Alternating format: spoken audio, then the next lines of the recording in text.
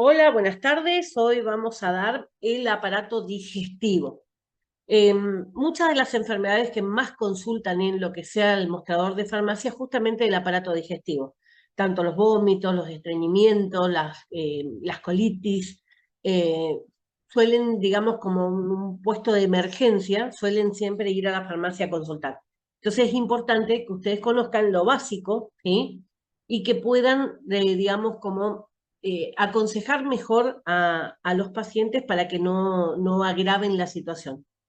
Tanto el vómito como las colitis suelen ser mecanismos de defensa del cuerpo, ¿sí? Muchas veces de tener un vómito o de tener una colitis trae aparejado otras complicaciones. Así que vamos a ir viendo uno por uno todos los casos y vamos a ir viendo qué es lo más aconsejable en cada uno de esos casos. Sobre todo cuando estamos hablando de criaturas, por ejemplo, y que han ingerido alguna sustancia que pueda ser problemática o demás, ¿sí? Cuando no hacer vómitos, por ejemplo.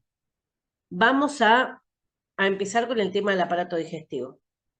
Vamos a arrancar con la anatomía, ¿sí? La anatomía del aparato digestivo va a ir desde la boca hasta el ano, ¿sí? Va a ser todo un recorrido por una serie de tubos y a esos tubos se les va a acoplar todo lo que son los anexos, lo que le van a ir agregando cosas a ese bolo alimenticio que se va a ir formando. Cuando nosotros colocamos bebida, comida, un medicamento, lo que sea en la boca, van a empezar a actuar las enzimas de la saliva. Las enzimas son sustancias que van a ir empezando a degradar, a romper.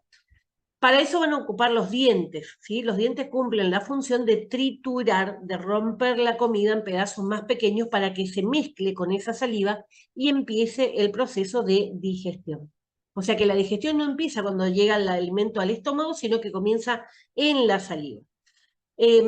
Por eso también muchas veces los nutricionistas van a recalcar el tema de la correcta masticación, ¿sí? O sea, no masticar dos veces y tragar, porque ahí la comida no se pudo mezclar correctamente con las enzimas de la boca.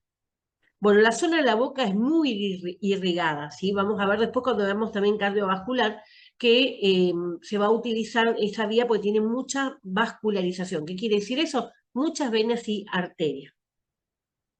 Bueno, a partir de ahí la lengua también sabemos que es un órgano sensitivo, es el que nos permite sentir el gusto de las cosas, ¿sí? La lengua va a estar dividida en sectores donde va a haber mayor cantidad de papilas sensibles. Papilas son como pequeños sensores, ¿sí? Más, digamos, más adecuado a un determinado gusto. Por ejemplo, el amargo se siente más en el fondo de la lengua, el dulce se siente más en la punta.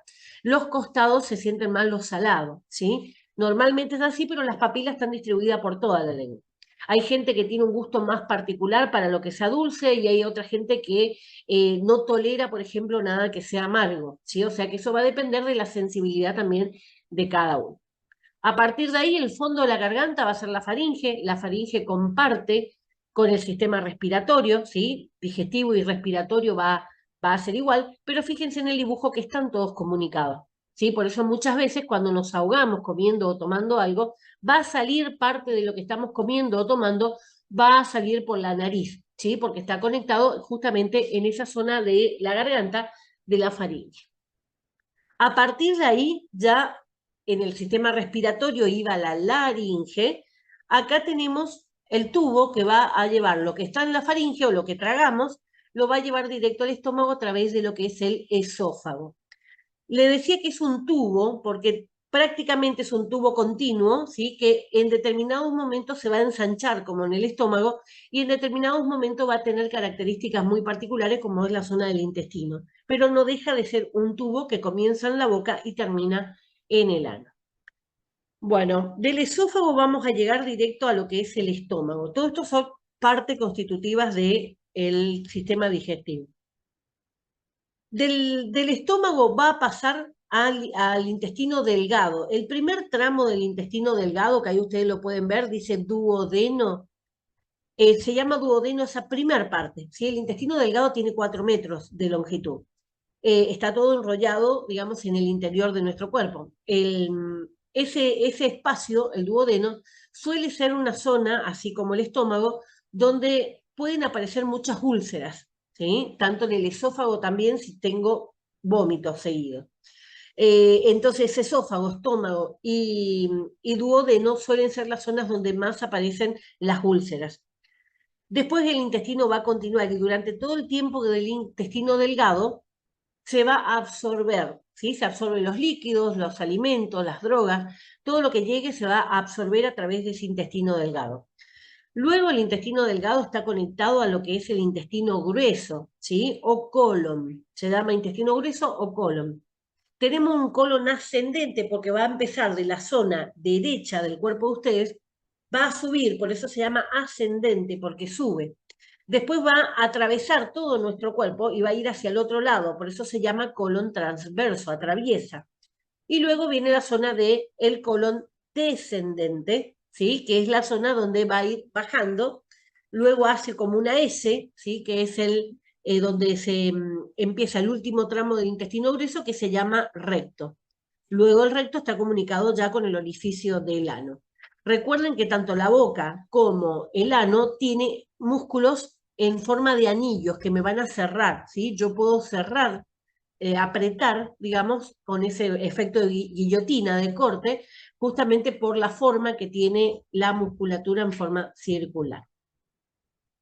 Bueno, esto es el tubo. A ese tubo le tengo que agregar, ¿sí? El hígado, que también va a formar parte de lo que es el sistema digestivo, la vesícula biliar. El hígado va a fabricar, ya vimos que fabrica colesterol, fabrica glucosa, fabrica enzimas, fabrica un montón de sustancias y muchas de esas sustancias que va a ser para la digestión la va a ir acumulando justamente en la vesícula, ¿sí? La vesícula, ustedes lo ven ahí con un color verde, es una, donde digamos está, la sustancia está en forma concentrada. Dependiendo nuestra alimentación, muchas veces en esa vesícula se pueden formar pequeños cálculos, los cálculos son piedras, ¿sí? Endurecimientos, y esos son sumamente dolorosos y van a requerir algún tipo de intervención. A veces con medicamento o a veces también va a ser a través de una cirugía para poder extraer esas piedras. Luego vamos a ver la otra glándula que interviene muchísimo en la digestión, que es el páncreas. En el páncreas vamos a fabricar principalmente dos hormonas. Se fabrican más, pero principalmente dos. Una, la insulina, y la otra, el glucagón. La insulina, el trabajo que hace es tomar la glucosa que el hígado depositó en la sangre y lo va a colocar dentro de cada una de las células, porque sola no puede pasar la membrana, ¿sí? Necesita como ese transportador. Y el glucagón hace lo contrario, saca, ¿sí? O sea que son hormonas que se van a regular una a la otra. Cuando no está esa regulación, podemos tener un pico de insulina que trae aparejado complicaciones en todo el organismo, porque es como que está acelerado, ¿sí? El organismo.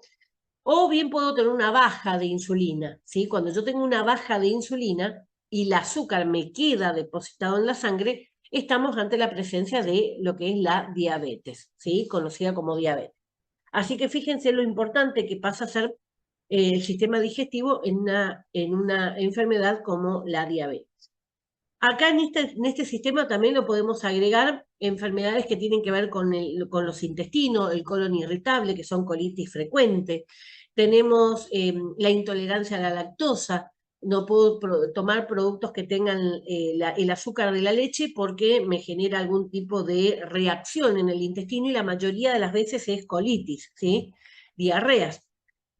O soy, por ejemplo, intolerante al TAC, ¿sí? Celíaca. Entonces, en esos casos no voy a poder absorber los nutrientes y por más que coma, ¿sí? Voy a tener fallas en todo lo que sea la absorción de los nutrientes del cuerpo. Básicamente eso sería lo que es la anatomía. Recuerden que empezamos con la boca, esófago, estómago, intestino delgado, intestino grueso, y a eso le agrego el hígado, la vesícula biliar y el páncreas, ¿sí? Eso es lo que constituye, por eso de pregunta de examen, y eso es lo que constituye el sistema digestivo. Bueno, cuando hablamos de medicamentos básicos, ¿sí? Más allá de las enfermedades por ahí particulares, cuando hablamos de medicamentos básicos del aparato digestivo, dos van a tener que ver con la parte superior. En la parte superior, ¿qué nos encontramos? nos encontramos con los antiácidos que son utilizados para los casos de úlcera, úlcera de esófago, úlcera de estómago, úlcera del duodeno, ¿sí? Las tres zonas donde suelen ocurrir. Y vamos a tener los antieméticos. ¿Qué son los antieméticos? Para los vómitos, ¿sí? Los que son los medicamentos que son utilizados para evitar el vómito. Emesis es vomitar, ¿sí? Por eso antiemético, evitar el vómito. Y en la zona inferior, que se refiere específicamente a los intestinos, fino y grueso, vamos a encontrar que hay dos patologías bases, ¿sí? O necesito laxante porque estoy constipada, o necesito lo contrario, un antidiarreico porque estoy expulsando todo el contenido de mi intestino, ¿sí? O sea, siempre hay un contenido básico en el intestino que cuando uso algún laxante potente o estoy cursando alguna enfermedad infecciosa, ¿sí? Muchas veces se arrastra todo el contenido del intestino y ya aparece, digamos, también parte de lo que es la flora intestinal. La flora intestinal son bacterias buenas que están ubicados en todo el trayecto del intestino del fino y grueso, el delgado y el grueso, que lo que hacen es favorecer la digestión, ¿sí? Y permitir la absorción. Además, ocupando esos espacios no permiten que las bacterias malas que pueden ingresar a través de nuestra alimentación por una contaminación o demás, se alojen en el intestino, ¿sí? Entonces están ocupando lugar para evitar que se instalen las que son malas. Y a eso se llama flora, ¿sí? Entonces eso es lo que se necesita que esté presente en lo que sea el intestino. Bueno, les quería aclarar un poquito más lo que es el estómago. Ahí hay un esquema de lo que es el estómago. Ahí vemos la parte superior, ¿sí? El esófago está conectado con el estómago y en la parte inferior está el duodeno, que era la primer parte del intestino delgado. Cuando hablamos de fondo del estómago o fundus, ¿sí? No estamos hablando de abajo, estamos hablando de arriba, ¿sí? El fondo del intestino está arriba justamente. La parte más voluminosa se va a denominar cuerpo y después al acercarse al intestino, eso se angosta nuevamente, por eso le decía, es un mismo tubo que en un momento se ensancha, y vamos a encontrar otras dos partes del estómago que se llaman antro y píloro. El píloro sería el más pequeño, ¿sí? Y es el que tiene el control de cerrarse para permitir que la digestión se produzca en el intestino y recién cuando todo el alimento se convirtió en líquido, recién ahí permitir que pase al duodeno. Sí, sería como una gran licuadora el estómago, va a tratar de ese ácido, tratar de romperlo. Bueno, ¿de dónde sale ese ácido? El ácido sale justamente de las células que se llaman parietales, que están en ese fondo, ¿sí? En esa parte de arriba del estómago. Entonces, cuando detecta, ¿sí? El estómago detecta que ha ingresado comida, estas glándulas van a empezar a segregar ese ácido clorhídrico, ¿sí? El ácido clorhídrico, perdón, es muy potente y la idea es que desarme todo lo que sea el alimento que estamos ingiriendo. También van a ver en la zona del cuerpo células que son denominadas células principales y la función que tienen estas células justamente es segregar sustancias que van a ayudar en todo lo que sea la extracción de los nutrientes de esos alimentos que vamos consumiendo. Y la zona inferior es una zona donde van a aparecer glándulas, ¿sí? En este caso son glándulas mucosas que van a segregar moco, ¿sí? Un mucus protector, que es moco, que va a tapizar todo el interior del el estómago. Cuando ese moco no está, por algún motivo, ahí es donde el ácido propio del estómago va a empezar a lastimar y a formar las úlceras, ¿sí? Entonces, el moco, la función que tiene justamente es proteger a ese intestino, a ese estómago y a la primer parte del intestino también. Cuando vomitamos sentimos que arde porque el esófago no tiene ese moco protector. Entonces, ni bien aparece el ácido en nuestro esófago, sentimos que quema, ¿sí? Lo mismo pasa con el duodeno, que va a tener un poco más de moco porque arrastra, ¿sí? Pero de todas maneras no es algo que se forme en el duodeno. En ese duodeno van a ir poniendo las sustancias, la bilis, ¿sí? El hígado, el páncreas, van a ir segregando justamente en ese duodeno. No lo hacen dentro del estómago, sino cuando sale del estómago el alimento. Esto era para que tengan una idea, si estamos hablando de un bypass gástrico para adelgazar, es en la zona de cuerpo donde van a ajustar con un anillo para hacerle un estómago más chiquitito, ¿sí? Entonces, digamos, liberan lo que es el tamaño, ¿sí? Lo hacen más reducido para que la persona pueda controlar y el sentirse satisfecho. ¿Cuándo nos sentimos satisfechos? Cuando ese estómago se llena, ¿sí? Por eso no doy más, sí, es porque el estómago no tiene más lugar para recibir nada, ¿sí? Entonces ahí es donde decimos estamos satisfechos. Bueno, esto para que tengan en claro más o menos cómo son las partes del estómago. Así que vamos a empezar con lo que son los medicamentos del tracto superior, ¿sí? Y vamos a empezar con los antiácidos y los antiulcerosos. Cuando estamos hablando de acidez, voy a usar antiácidos. Cuando ya estamos hablando de que hay una lesión, ¿sí? Ya hay una herida, que hay una úlcera es como un pocito en esa superficie. Ahí ya vamos a tener que hablar de antiulcerosos, ¿sí?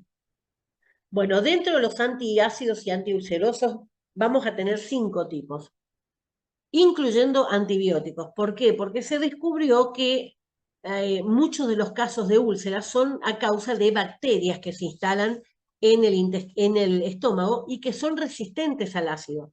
La mayoría de las bacterias no sobreviven al ácido del estómago, pero estas han mutado, se han adaptado al medio y pueden sobrevivir en medio ácido. Cuando estas bacterias se instalan, ¿sí?, en el estómago, empiezan a comer el mucus que está. Y si yo no tengo mucus, cuando segrego el ácido le va a quemar directamente a la piel del estómago, ¿sí?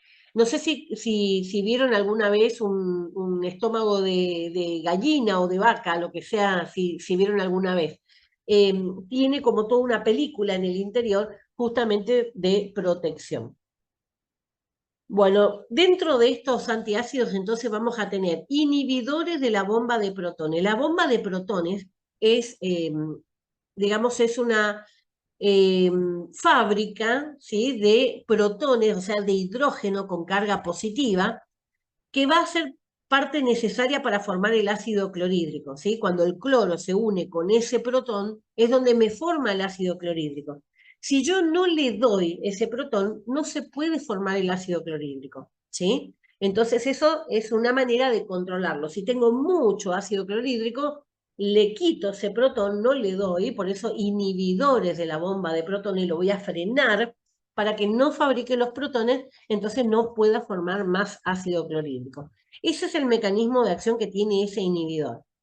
El segundo grupo, los antagonistas. Recuerden que anta hace lo contrario, ¿sí? Antagonista de los receptores H2. H2 es de histamina, ¿sí? Normalmente los receptores tienen con iniciales, es porque obedecen o responden a una sustancia en particular. En este caso, la histamina.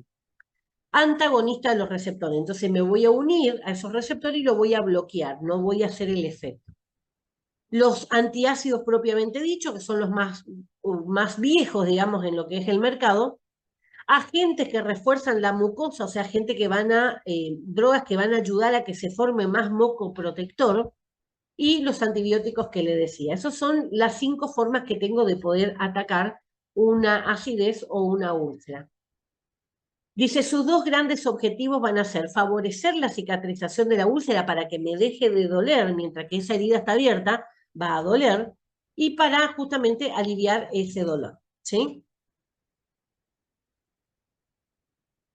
Bueno, acá les puse lo que es la patogénesis de la úlcera péptica. ¿Qué quiere decir? ¿Cómo se va formando? Pato, enfermedad, génesis, el origen de la enfermedad de una úlcera.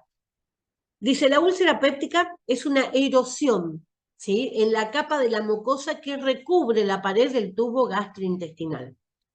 Puede producirse en cualquier parte del canal alimentario, o sea, desde la boca hacia el intestino, pero después más hacia los extremos es muy difícil, es muy raro, ¿sí? O sea, tendría que tener muchísimo ácido para que el ácido pudiera avanzar tantos metros por el intestino delgado, ¿sí? Durante el tiempo que va a ir quemando lo que encuentra porque el intestino delgado no tiene moco protector.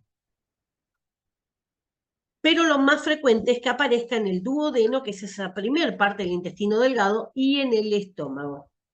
La capa mucosa que recubre el epitelio gástrico y duodenal es una medida defensiva para proteger el epitelio de la acción del ácido secretado en el estómago. O sea, ese moco tiene la función de proteger todo el interior del estómago y del intestino.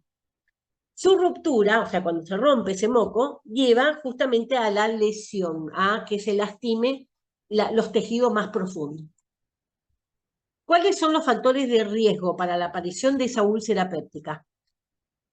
El consumo de muchos antiinflamatorios. AINE, que figura ahí, significa antiinflamatorios no esteroides. O sea, sin los corticoides, no cuento con los corticoides, los otros antiinflamatorios. Aspirina, ibuprofeno, diclofenac, piroxicam, ¿sí? Los que por ahí los abuelos o los papás de ustedes consumen mucho, ¿sí? Todos esos que son, muchos de esos son venta libre, me van a generar, digamos, la posibilidad de agravar las úlceras o la acidez. Después tenemos la infección por el Helicobacter pylori. El Helicobacter pylori es la bacteria que le decía que justamente aprendió a sobrevivir en la acidez del estómago y se instala en esa parte inferior, el píloro, la última parte del intestino que ya lo conecta con el duodeno. Por eso se llama Helicobacter pylori, ¿sí? Porque está cerca del píloro. El hábito tabáquico, uno dice, bueno, ¿qué tiene que ver el tabaco con el estómago? Bueno, el hábito tabáquico también favorece la aparición de úlceras, ¿sí? Así que eso es algo a tener en cuenta en aquellos que son grandes fumadores. Y por supuesto, la enfermedad del milenio, el estrés. El estrés genera muchísima aparición de úlceras. ¿Por qué? Porque cuando yo estoy estresado, se activan otro mecanismo que lo vamos a ver cuando veamos el sistema nervioso, que tiene que ver con el sistema simpático, ¿sí? Entonces se activa ese sistema y ese sistema genera aparición de más ácido, ¿sí? Así que eso es lo que vamos a ir teniendo en un proceso que se va a ir dando por paso hasta la aparición de una úlcera. O sea, puedo empezar con un hábito de vomitar, por ejemplo, o puedo empezar por malestar estomacal y después termina siendo la parte grave de la enfermedad, que sería la aparición de las úlceras hemorrágicas. O sea, fue tan hondo la herida que llega hasta los vasos sanguíneos y a mí me sangra el estómago, ¿sí? Cuando vomito sangre. Vamos al primero, recuerden que eran 5. Vamos al primero, los inhibidores de la bomba de protones. Acá los más conocidos van a ser el omeprazol y el lansoprazol. Esos son los dos que más salen en el mercado. El omeprazol es de 20 miligramos venta libre. El de 40 miligramos es de venta bajo receta. O sea, a nadie le impide tomar 2 de 20 y estaría en la misma dosis de la venta por receta, pero el omeprazol de 20 es venta libre. ¿Qué van a hacer? Bloquean la acción de la enzima hidrógeno potasio ATPasa. Cuando termina la palabra en la frasecita ASA, significa una enzima que trabaja para hacer algo, ¿sí? En este caso, ¿qué hace? Cambia el hidrógeno por el potasio. Entonces yo tengo primero una sal en el estómago, que es el cloruro de potasio, y cuando cambia el hidrógeno por el potasio, me va a convertir en ácido clorhídrico, ¿sí? Entonces ese cambio lo tengo que hacer sí o sí con esta enzima, la que me convierte en una sal, me la convierte en un ácido. Por eso, si yo la bloqueo, no va a haber conversión de ácido. En condiciones normales, esta enzima actúa en las células parietales del estómago. Recuerden las células parietales, le busco el dibujito rápido. Las células parietales son las que están en el fondo, arriba, en el fondo, y que eran las que fabricaban el ácido clorhídrico. Vuelvo. Y desencadena la producción y liberación de ácido clorhídrico en el estómago. Recordemos que los protones son un componente fundamental en la síntesis y producción de ácido clorhídrico en el estómago. O sea, primero no tengo ácido, cuando hago el intercambio de hidrógeno por potasio, ahí es donde voy a formar el ácido. Reducen la secreción de ácido gástrico en mayor medida que los fármacos antagonistas. O sea, este primer grupo, los que inhiben esa bomba de potasio, tienen un poder más fuerte, ¿sí? O sea, son antiácidos más poderosos. Por ejemplo, el omeprazol puede disminuir un 95% la producción del ácido clorhídrico diario. O sea, el omeprazol se toma una vez por día y la idea es justamente en la zona donde más puede llegar a molestar a una persona, ¿sí? Normalmente después de la digestión o en un periodo, digamos, donde no hay alimentos. Cuando hay alimentos en el estómago, el pH, la acidez que tiene, el estómago va a bajar, ¿sí? O va a subir, mejor dicho, ¿sí? Sube más hacia lo neutro. Entonces, cuando no tenemos nada en el estómago es donde sentimos mayor acidez. Ustedes van a encontrar que muchas personas dicen, no, cuando a mí me ataca la acidez me tomo un vaso de agua. El agua diluye, ¿sí? O alguien le va a decir, no, cuando yo tengo acidez me tomo un vaso de leche. La leche en un principio calma porque diluye el ácido, pero la leche también tiene ácido láctico, ¿sí? Que también es ácido, entonces me produce un efecto rebote, ¿sí? O sea, siempre al tomar leche me va a calmar, pero me va a producir un efecto rebote.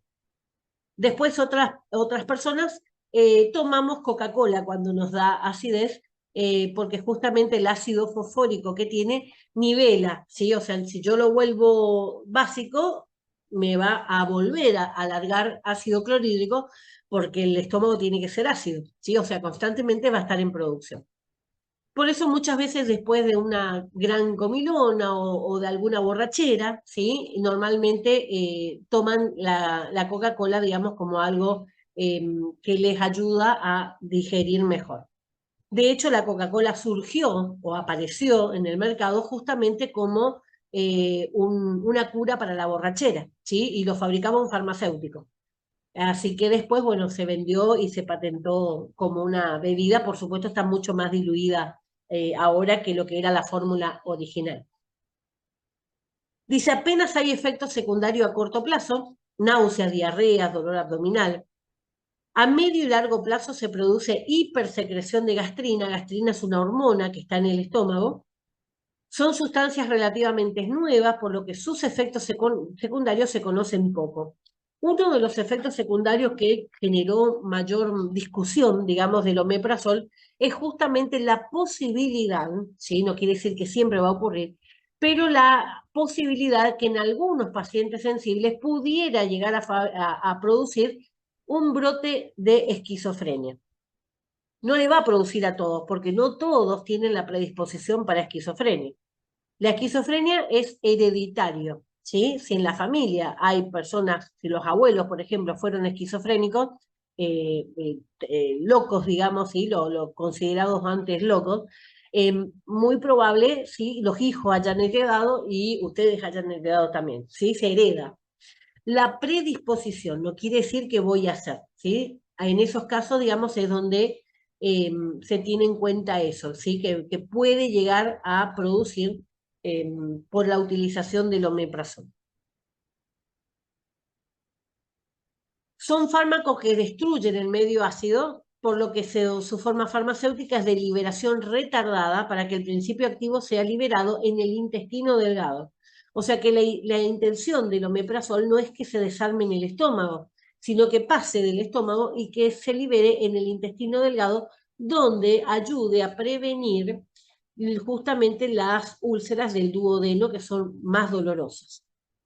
Se puede administrar al mismo tiempo que los antiácidos, no le va a afectar porque no se va a segregar ahí. Se deben tomar 30 minutos antes de la comida. Interfiere en la absorción de medicamentos que necesitan un medio ácido para poder activarse, como algunas vitaminas y minerales. Y siempre tiene que administrarse antes de los inhibidores y en tomas separadas. Normalmente la recomendación que se da es que el antiácido se tome o media hora antes de comer, o incluso cualquier medicamento que yo necesite tomar, o lo tomo media hora antes o 2 horas después, ¿sí? Nunca tomar medicamentos juntos con el antiácido, ¿sí? El antiácido se toma solo, separado de cualquier otra droga. Media hora antes puedo tomar otro medicamento o 2 horas después del antiácido recién. ¿Sí? ¿Por qué? Porque el antiácido interfiere con la absorción.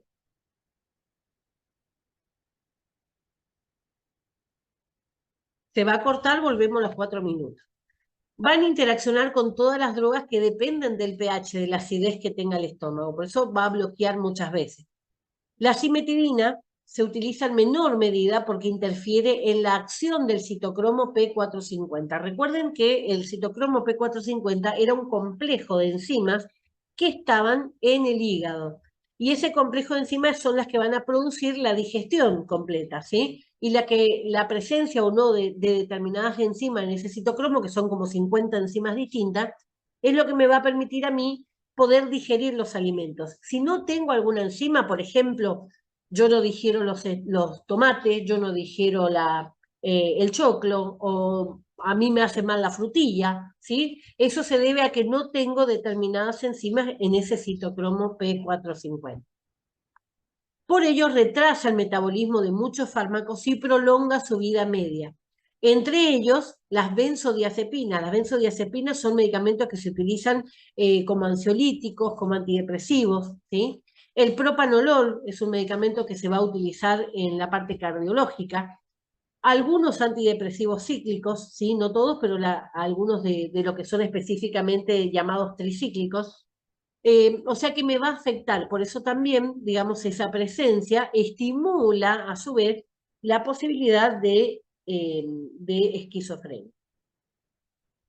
¿Qué consideraciones especiales puedo tener? Dice, el uso de antagonistas H2 a largo plazo puede desencadenar una anemia por falta de la vitamina B12.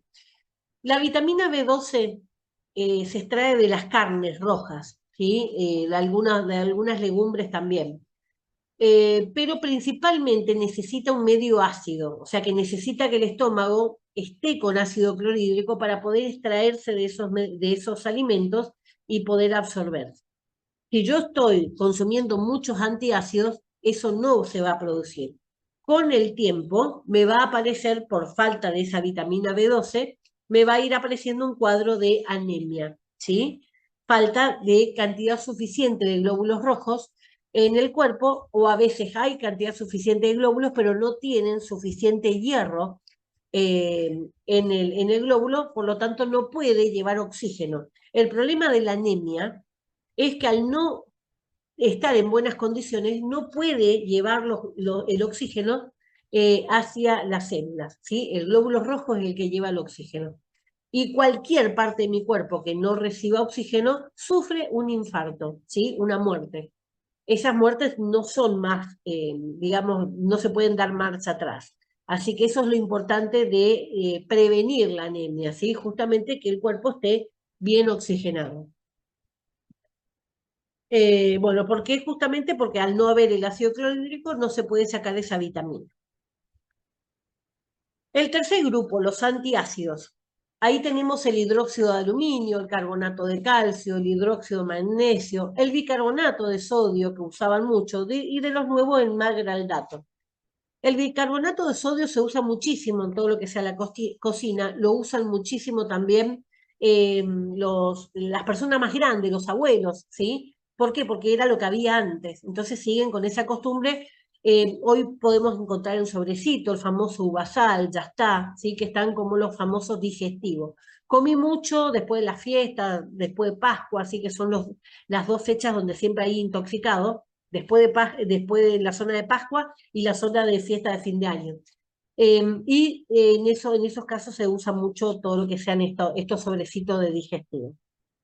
Lo que sea el carbonato de calcio y el hidróxido de aluminio son la mayoría de las pastillas para masticar de antiácidos, ¿sí? Algunos del hidróxido de aluminio le da un gusto como metálico por el aluminio, y hay personas que son alérgicas al aluminio, así que por ahí esa les puede llegar a generar algún tipo de rechazo. En cambio, el carbonato cálcico es lo que más utilizan las embarazadas, ¿sí? Porque no les deja este gusto metálico y es bastante inofensivo. El hidróxido de magnesio a veces se combina con aluminio y con magnesio porque el aluminio constipa, ¿sí? Y el magnesio aumenta lo que sea todo el movimiento intestinal. Por lo tanto, uno me da diarrea y el otro me genera la constipación. Al mezclarlo, se regulan entre ellos. Bueno, son sustancias inorgánicas, alcalinas, que se utilizan para neutralizar el ácido clorhídrico secretado por las células de esa pared gástrica. No inhiben la secreción, lo único que hacen es neutralizarla, o sea, llevarle el pH del estómago a lo más cerca posible del 7. No va a llegar a 7, ¿sí? Pero normalmente el pH, ustedes habían visto el cuadrito donde estaban todos los pH distintos, el pH del estómago normalmente está en 1,5 hasta 3 aproximadamente. Pero cuando yo tomo un antiácido o un antiácido de este estilo, me puede llevar a 4 o 5, ¿sí? Para la úlcera ya está bien, pero se cortan también todo lo que sea la extracción de las vitaminas. Existen formas comerciales que combinan dos de estas sustancias, como el hidróxido de aluminio y de magnesio. Pueden presentarse en forma de soluciones orales, tabletas masticables, etc. O sea, la idea es que sea rápido el efecto. ¿Qué efectos secundarios tienen? En general, van a ser seguros esta clase, ¿sí? Su absorción en el tubo digestivo no va a presentar un problema, excepto en aquellos pacientes que tengan una función renal alterada. ¿Qué quiere decir esto? Como están hechos de sustancias inorgánicas, inorgánica significa sin carbono, ¿sí?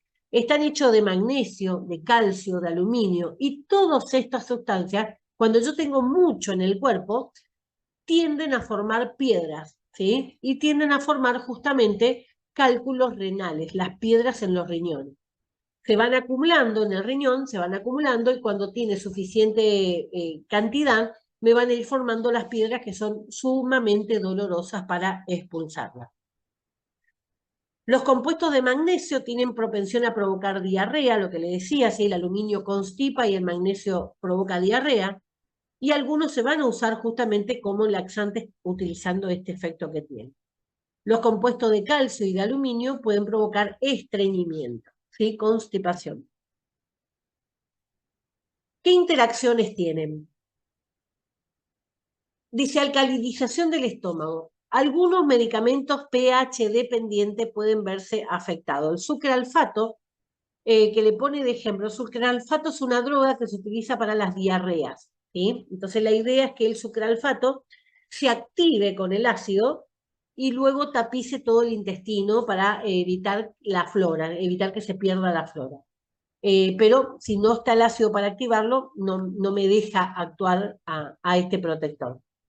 El lentecimiento en el vaciado gástrico. Los compuestos de aluminio relajan la musculatura lisa del estómago que va a apretar. Todo el intestino va a tener musculatura que va a ir apretando, ¿sí? Y eso cuando tenemos retorcijones de panza es porque estos músculos están trabajando mal, ¿sí? O exageradamente. Pero esos son los retorcijones que sentimos. Por lo que el efecto de los fármacos que se absorben en el intestino se pueden retrasar. Absorción de moléculas. Los antiácidos tienen capacidad para absorber múltiples moléculas y dar lugar a compuestos que no se absorben, los cálculos. Este efecto es local, pasan por el tubo digestivo y son excretados por las heces. Normalmente van a verse en la materia fecal. ¿Qué consideraciones especiales hay que tener? Se deben tomar 2 horas antes o 2 horas después de otro fármaco. Mayoritariamente las 2 horas son posteriores, ¿sí? Con media hora que yo tome, supónganse que tenga que tomar un antihipertensivo. Tomo un antihipertensivo, por lo menos media hora, si puedo más, pero por lo menos media hora, recién tomo el antiácido, ¿sí? Cuando hablamos de después, hasta que se pueda ir ese antiácido del cuerpo, necesito por lo menos 2 horas. La presencia de alimentos en el estómago aumenta el pH hasta 5, ¿sí? Por lo que es adecuado administrar los antiácidos después de la ingesta con el objeto de aprovechar y potenciar el efecto alcalinizante. ¿Qué quiere decir el efecto alcalinizante? El bolo alimenticio es cuando yo lo mastico. Bueno, estábamos hablando de la presencia de alimentos, ¿sí? Que vuelve el pH del estómago a 5. Recuerden que la escala de pH va de 0 a 14. El neutro es 7, ¿sí? Todo lo que sea para abajo del 7 va a ser ácido. Lo que sea para arriba del 7 va a ser básico o alcalino. Cuando el bolo alimenticio va a aparecer, ¿sí? Se convierte en bolo alimenticio cuando el alimento yo lo mastico y lo mezclo con la saliva. A partir de ahí se llama bolo alimenticio y eso es lo que va a ir generando que el pH suba. Es adecuado administrar los antiácidos después de la ingesta con el objeto de aprovechar y potenciar el efecto alcalinizante.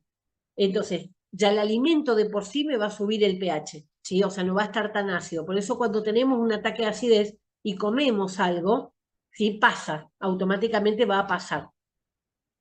Monitorizar la frecuencia y cantidad de deposiciones para detectar el estreñimiento o la diarrea, o sea, a lo que sea normal para mí, no normal para otra persona. La cantidad de veces que yo voy, que defeco, ¿sí? Que hago materia fecal, va a variar de una persona a la otra. Hay personas que van al baño 3 veces por día, hay personas que van día por medio, hay personas que van cada 2, 3, 4 días, ¿sí? Ya las que tienen más de eso ya genera un problema porque la acumulación de materia fecal en el intestino trae aparejado otro problema. Pero cada uno tiene su ritmo normal. Lo importante es cuando yo estoy usando antiácidos poder detectar si estoy dentro de lo que es normal para mí o cambié mi hábito, ¿sí? Eso es importante para corregirlo. El cuarto grupo eran los agentes que refuerzan la mucosa, o sea, el muco que fabrica la zona del píloro. El sucralfato forma una película gelatinosa sobre el lecho ulceroso, lo protege del ácido, pero no sobre el nivel de ácido. La idea es ayudar, ¿sí? A cicatrizar, pero no me va a modificar el nivel del ácido. Se administra de 20 a 30 minutos antes de la comida porque el fármaco se activa en contacto con pH ácido. Y el bolo alimenticio eleva el pH a 5, o sea que antes de comer tengo que tomar este protector. Interacciona con algunos fármacos y disminuye su biodisponibilidad porque absorbe algunas moléculas como la tetraciclina es un antibiótico, la cimetidina, que es un antiácido, la digoxina, que es un medicamento cardiotónico, ¿sí? O sea que lo que va a hacer en lugar de pasar ese medicamento e irse hacia el intestino, él lo va a absorber, se le va a pegar, ¿sí? Se queda pegado en esa mucosa y por supuesto se pierde ese medicamento. Esto se resuelve evitando administrar estos fármacos 2 horas después del sucralfato, ¿sí? Hasta 2 horas después. El último grupo era el grupo de los antibióticos. Dice, la mayoría de las úlceras pépticas se deben a la infección por el Helicobacter pylori, una bacteria, ¿sí? Que es una bacteria, el tubo digestivo, está en el 90% responsable del 90% de las úlceras duodenarias, o sea, la primer parte del intestino delgado, y el 75% de las úlceras gástricas. Esta bacteria tiene la capacidad de neutralizar el ácido a su alrededor y de adherirse a la mucosa gástrica, o sea, se pega a la mucosa gástrica. Luego se va a ir multiplicando, ¿sí? Como toda colonia de bacteria, y va a ir cada vez abarcando más. Eso termina por eliminar el moco que hay en esa zona y ahí es donde el ácido empieza a lesionar o a lastimar. Lo primero que tengo que hacer en estos casos, cuando se debe a una úlcera por bacteria, tengo que primero eliminar la bacteria, porque si no la bacteria constantemente va a estar haciendo el mismo daño. Los antibióticos que se usan son los comunes, ¿sí? La amoxicilina, la claritromicina en muchos casos, el metronidazol, que es un quimioterápico, es un poquito más complicado, y la tetraciclina, que son de los últimos antibióticos, digamos, que se han utilizado para eso. Pero en la mayoría de los casos, la amoxicilina funcionaba bien, y en aquellos casos que no mejora, digamos, se avanza hacia los otros. La pauta antibiótica se suele combinar con un inhibidor de las bombas de protones, ¿sí? El omeprazol. Entonces, con eso voy a evitar que se siga fabricando hasta que esas bacterias sean eliminadas. Eso como antiácido, ¿sí? Ahora vamos a ver la otra patología que son los vómitos, ¿sí? Vamos a ver los antieméticos o antivomitivos. Dice, la náusea es una sensación desagradable, esto es de la definición de vómito, es una de las preguntas del parcial. La náusea es una sensación desagradable que se localiza en el epigastrio. Epigastrio es en la zona bien, pálpense las costillas, donde se unen las costillas con el esternón, ahí, ¿sí? Ahí es la zona que se llama epigastrio, epi, arriba del estómago. Cuando yo siento ahí los dolores, ¿sí? El malestar, ahí me quema, normalmente es, digamos, causada por estos vómitos. Ahí es donde va a concentrarse básicamente lo que sea la contracción del vómito. Suele ir acompañada de debilidad, diaforesis, transpiración. Si alguien que está por vomitar se empieza a sentir mal. Hipersecreción de saliva y en ocasiones puede haber mareos, ¿sí? O sea, ¿cómo se llama? Desmayarme. Puede conducir al vómito con la expulsión forzada de contenido gástrico, ¿sí? O sea que voy a vomitar. Cuando a un médico les pregunta cómo es el vómito, la mayoría de la gente dice vómito, ¿sí? Pero es muy importante especificar cómo es ese vómito, sobre todo cuando estamos hablando de criaturas. Cuando el vómito se derrama y yo me mancho la ropa, ¿sí? Es una cosa, un problema digestivo, puede haber algo que me hizo mal, comí mucho, ¿sí? Comí mucho y me acosté, entonces la comida está todavía ahí que no avanza en el estómago, eso es una cosa. Cuando mi vómito sale expulsado de la boca, y sobre todo el vómito de una criatura sale expulsado de la boca, yo lo tengo que avisar. ¿Por qué? Porque ese tipo de vómito probablemente esté asociado con otras patologías del sistema neurológico, como meningitis y demás. Entonces es muy importante que se esté atento, ¿sí? Normalmente ustedes van a ver, los bebés cuando comen mucho, toman mucho la mamadera o la teta, se les derrama y otros cuando están enfermos o están con fiebre, van a expulsar lejos del vómito. Cuando es tipo el exorcista, así que sale a chorros, eso normalmente obedece a un problema un poquito más grave. Así que eso es importante que ustedes sepan identificar qué tipo de vómitos estamos hablando. Si vomitó líquidos o vomitó parte de la comida, ¿sí? Porque ahí me está hablando. Si yo comí hace 5 horas y todavía estoy vomitando el pollo, no hubo digestión, ¿sí? Entonces eso también es importante. El centro del vómito. ¿Dónde están los centros de controles? Todos están en el cerebro, todos. El centro de la respiración, el centro del vómito, el centro del mareo, todos están en el cerebro. El centro del vómito, cuya activación conduce a la emesis, o sea, a vomitar, está situado en la porción medular del cerebro, adentro. La parte afuera se llama corteza, como la corteza de un árbol, y la médula está adentro. Recibe estímula del córtex, de la corteza, del oído interno y del tubo digestivo. Entonces nosotros vamos a vomitar. Cuando vemos un vómito o algo asqueroso, ¿sí? Cada uno, hay gente que no tolera ver moco, hay otra gente que no tolera ver un vómito. Vamos a vomitar cuando escuchamos que vomita alguien, ¿sí? Alguien está con arcada y nosotros sentimos las arcadas también, ¿sí? Porque se activa el centro del vómito. Vamos a vomitar también cuando algo de mi sistema digestivo me está avisando que algo está mal, ¿sí? Por eso recibe información del tubo digestivo. Les cuento lo que a mí me pasó. Tenía la costumbre de agarrar el sachet de leche de la heladera y tomarme así, directamente del sachet o la cajita, cualquiera. Bueno, había sido que estaba la leche cortada. Ya iba por el tercer trago cuando yo no me di cuenta ni que tenía olor ni nada, tomaba nomás. Y del estómago me volvió. O sea, el estómago detectó, digamos, que esa leche no estaba bien y automáticamente apareció el vómito. O sea que, aunque yo no lo quiera hacer, digamos, el centro va a recibir esa información de nosotros. También me suele pasar, sí, que escucho a alguien vomitar y vomito junto, o sea, no soy de la que va a poder ir a acompañar a alguien que está vomitando. Sí, hay otras personas que van, acompañan, sujetan el pelo y demás. Yo no sería, pues estaría vomitando por arriba de la cabeza. Así que no. Entonces, el centro del vómito está en el cerebro, en la zona interna, la médula del cerebro, y recibe información de todos lados.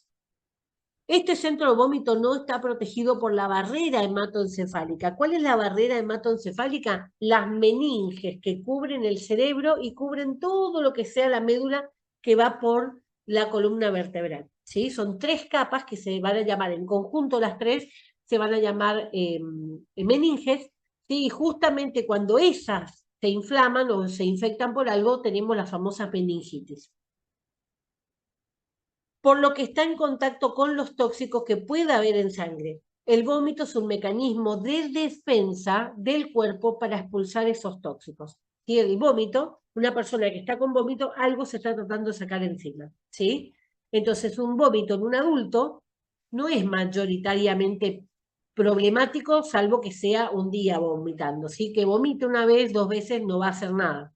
Normalmente después de una borrachera, después de comer mucho, puede aparecer un vómito, que justamente el cuerpo se saca de encima lo que le molestaba. En un niño y en un anciano ya se complica el cuadro. ¿Por qué? Por la deshidratación, ¿sí? Tanto en niños como en adultos, en abuelos, es muy importante el tema de la hidratación. El vómito prolongado, dice, puede conducir a una deshidratación y a un desequilibrio de los electrolitos del cuerpo, ¿sí? Sodio, potasio, magnesio, calcio, que son todos necesarios para que nuestro cuerpo funcione correctamente. Los fármacos antieméticos son de naturaleza muy diversa y seleccionar uno u otro depende de la causa del vómito. Vamos a ir viendo. ¿Cuáles son situaciones asociadas al vómito? Afectaciones del aparato digestivo, algo, ¿sí? Que comí que me afectó. Toxicidad alimentaria, algo de lo que comí estaba en mal estado. Por ejemplo, la famosa mayonesa, ¿sí? Tengan siempre mucho cuidado comer mayonesa que no esté refrigerada. En una ensalada, en un sándwich, lo que sea, siempre la mayonesa es muy sensible. Embarazo, ¿sí? En el caso de los embarazos, primero, digamos, una cuestión hormonal, aparecen los vómitos, yo vomité siempre en todos mis embarazos, y después por una cuestión de volumen. El bebé va creciendo y va apretando los órganos, y dentro de esos órganos que va apretando también va a apretar todo lo que sea el estómago para arriba. Por eso aparece, digamos, esas ganas de vomitar de más. Cuando los vómitos se hacen presentes constantemente en el embarazo, se llama emesis gravídica, de gravidez de embarazo, ¿sí? No que sea de grave de la situación. En algunos casos, donde la paciente no puede mantener nada del alimento que consume o nada de los líquidos, se tiene que pasar a un suero o alguna cosa. Si no, normalmente con los antiácidos, normalmente se maneja. El nerviosismo, la gente cuando está nerviosa, algunas personas cuando están nerviosas vomitan, ¿sí? O sea, van a tener un examen, me voy y vomito, ¿sí? O sea, se ponen nerviosas además. Un desequilibrio emocional, algo lindo, algo feo, ¿sí? Que a mí me descontrola. Los trastornos del equilibrio, ¿sí? Me mareo, me paré, me mareé, ¿sí? Momentáneamente, y eso me puede generar algún vómito o ganas de vomitar. El uso de agentes anestésicos en general, ¿sí? Los anestésicos tienen digamos, este efecto después de ser utilizados. Por eso cuando alguien se va a operar le pide que no coma, ¿sí? Que esté en ayuno. ¿Por qué? Porque si no vomitan. Imagínense, después de una cesárea donde la panza está todo cortada, yo empiezo a tener arcadas y contracciones de vómito, puede complicar la situación. Entonces, por eso se pide ayuno para que justamente no aparezca este efecto adverso de los anestésicos de vomitar. Los que tienen tratamiento con quimioterapia, ¿sí? Los quimioterápicos que se usan, los químicos que se van a usar en estos tratamientos son muy fuertes y generan muchísimos efectos adversos. Dentro de esos efectos adversos están la caída del pelo, la hinchazón generalizada por los corticoides y el tema de los vómitos. Un traumatismo abdominal, un golpe. Alguien me pega una piña en el estómago o una patada en la panza y me va a generar la posibilidad de un vómito.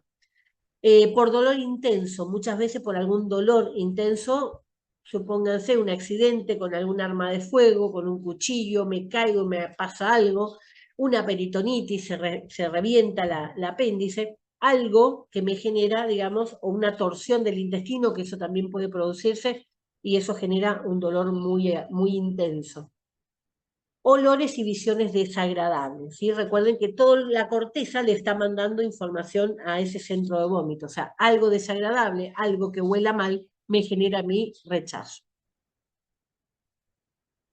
¿Cómo se clasifican? Los anticolinérgicos. Anticolinérgicos, o sea, se van a unir a esos receptores de acetilcolina, pero los van a bloquear. Ahí tenemos el ejemplo de droga, es la escopolamina. Provoca un bloqueo anticolinérgico, se utiliza en el mareo y la náuseas derivado de trastorno del equilibrio. La escopolamina se administra en forma de parches, Los efectos secundarios que van a producir es midriasis, ¿sí? Dilatación de los ojos, sequedad de boca, fotofobia, me molesta la luz, taquicardia, aceleración del ritmo cardíaco y palpitaciones. O sea, voy a sentir que mi corazón como late más fuerte. Dentro de los antihistamínicos, el más utilizado es el dimenidrato, ¿sí? El Dramamine, que utiliza muchísimo la gente que viaja y que se marea en los viajes. La prometacina, que no sale tanto, pero el dimenidrato sí sale muchísimo en la farmacia. Provocan bloqueos de los receptores de la histamina, por eso son antihistamínicos. Utilizados en el mareo cinético, o sea, por movimiento, y en la emesis gravídica. Este tipo de antivomitivos se puede utilizar en el embarazo. Las fenotiacinas, la clorpromacina, la tietilperacina y las butiferonas, como el haloperidol, estos son medicamentos antipsicóticos, ¿sí? Son utilizados como antipsicóticos, pero tienen un efecto antiemético. Van a bloquear los receptores, pero de la dopamina, ¿sí? No son útiles en el vómito inducidos por eméticos potentes como los utilizados para la quimioterapia, ¿sí? Cisplatina es una de las drogas que se utilizan para la quimioterapia. Sí se puede utilizar en la emesis de embarazo. ¿Qué efecto me van a dar? Como son antipsicóticos, la sedación, la hipotensión, o sea, baja la presión, ¿sí? Porque tranquilizan a la persona. Los corticosteroides, la dexametasona, su mecanismo de acción, o sea, es desconocido, no se sabe cómo lo hace, pero cuando se asocian con el ondansetron, que es de los antieméticos de lo más utilizado en la quimioterapia, aumenta ese poder para los vómitos. Las ortopramidas. Acá también esto es muy conocido en la farmacia, la metoclopramida, el Reliberam, ¿sí? En comprimido, en gota, en inyectable, este tiene varias presentaciones. Bloquean los receptores, pero de otra sustancia, de la serotonina, ¿sí? Por eso bloquean los receptores serotonérgicos y dopaminérgicos. Actúan como procinéticos. ¿Qué quiere decir procinético? Estimulan que avance la comida, ¿sí? Van empujando la comida para que salga del estómago y termine la gana de vomitar. Esto potencia el efecto antiemético. ¿Por qué? Porque voy a ir empujando la comida del estómago hacia el intestino. Ahora, ¿cuál es el problema de esto? Que si yo voy empujando, aumento la contracción, ¿sí? Para que vaya avanzando la comida, aumento la contracción del intestino también, y eso provoca dolores. Entonces, muchas veces cuando yo uso metoclopramida, después puedo tener colitis o después puedo tener retorcijones de panza, ¿sí? Que son estas concentraciones más fuertes. Es el antiemético más utilizado en clínica general. Está poco utilizado para combatir la náusea de quimioterapia, que es insuficiente, digamos, para la quimioterapia. Se utilizan vómitos postoperatorios, en los vómitos inducidos por migraña, dolor de cabeza. Hay gente que tiene tanto dolor de cabeza que vomitan. Una enfermedad del hígado, hepatobiliar. Y la vía de administración suele ser oral, intramuscular, intravenosa. ¿Sí? Los efectos secundarios pueden ser reacciones extrapiramidales, especialmente en menores de 20 años. Por eso, cuando se da digamos, me reliberan a los niños, tiene que ser la gotita para niños, ¿sí? Específicamente. Dentro de los antiserotonérgicos está el granicentrón y el ondansetron. El ondansetron es el que más se utiliza para lo que sea la quimioterapia. Bloqueo de los receptores serotonérgicos, antieméticos muy potentes que se utilizan en los vómitos inmediatos de la quimioterapia. El granicentrón se administra por vía oral y endovenoso, ¿sí? El endovenoso previo a la quimio y el comprimido después los días posteriores. Y el ondansetron puede ser oral, puede ser vía rectal, puede ser endovenoso, intramuscular, y tiene muy pocos efectos adversos. En algunos casos puede causar cefalea y en algunos casos estreñimiento, pero por eso es el más utilizado, ¿sí? Porque tiene menos efectos adversos. Los cannabinoides, ¿sí? El tetrahidrocannabinol, la marihuana, ¿sí? Y lo que sea la nabilona. Se desconoce su mecanismo de acción, puede estar relacionado con los receptores opiáceos que están en el cerebro, ¿sí? Se utilizan antiemesis relacionadas con agentes quimioterápicos, tiene menor efecto que el ondansetron, pero tiene, digamos, el efecto de levantar el ánimo. Así que en países donde esto está autorizado, se usa o se permite que aquellos pacientes que están en un tratamiento quimioterápico puedan utilizar marihuana, ¿sí? Recreativa. No es lo que está aprobado en la Argentina. En la Argentina está aprobado el aceite de marihuana, ¿sí? No está autorizado en la Argentina fumarme un cigarrillo de marihuana, ¿sí? En Estados Unidos, por ejemplo, si tengo cáncer, puedo andar con mi bolsa, que no es ningún tipo de delito, ¿sí? Puedo fumarme donde yo quiera, pero en el país que está autorizado esto, ¿sí? Benzodiazepinas. Dentro de las benzodiazepinas, el diazepam, el orazepam, el diazepam es un inductor a la anestesia muchas veces y relajante muscular, así que muchas veces se va a dar antes de la anestesia. Se desconoce también el mecanismo de acción, son útiles como coadyuvantes, o sea que ayudan a que provoque el efecto de otro medicamento. No son útiles si se administran aisladamente. Se suelen administrar junto con otros antieméticos previamente al inicio de la quimioterapia. Entonces, muchas veces el efecto que se está buscando, como el diazepam, es ansiolítico, es relajante muscular, ¿sí? Entonces, eso ayuda a que el paciente pueda estar en una condición mejor como para recibir el líquido de la quimio. El tercer grupo, los laxantes, ya estamos en el intestino, ¿sí? Antes de seguir por el tema laxante, les cuento que todo lo que sea esto de los controles y los medicamentos surgió por una droga antiemética, justamente. La droga se llama talidomida. La talidomida, cuando surge en el mercado en los años 60, 1960, en esa década, era tan buena como antiemético, solucionaba tanto el problema de los vómitos, que empezaron a recetarlo, ¿sí? Los médicos comenzaron a recetarlo, le comenzaron a recetar a las embarazadas, era fantástico para las embarazadas. Estamos hablando de una época donde no había ecografía, ¿sí? Entonces, recién cuando nacía el bebé podíamos verlo al bebé, ¿sí? Hoy te controlan si está creciendo bien, si tiene alguna patología, ¿sí? Hoy se puede saber todo eso a través de los estudios actuales, pero en esa época no.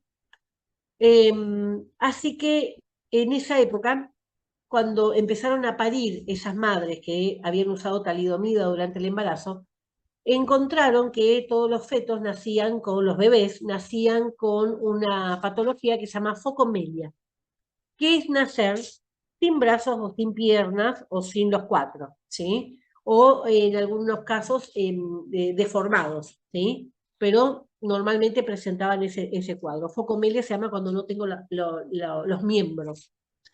Se descubrió que era justamente por esta talidomida. Se saca del mercado, pero es tan buena como antiemético que se autoriza en forma especial en aquellos casos donde se está haciendo tratamiento de cáncer. Acá en la Argentina, cuando se está haciendo tratamiento de cáncer que me provoca muchos vómitos, se puede pedir la talidomida, se compra directo al laboratorio, se manda historia clínica, la farmacia hace el trámite, envía la historia clínica, la receta del médico, la justificación. Si es una mujer, tiene que también certificar de que está usando algún método anticonceptivo, porque no se hacen cargo si sale un bebé con algún tipo de deformación.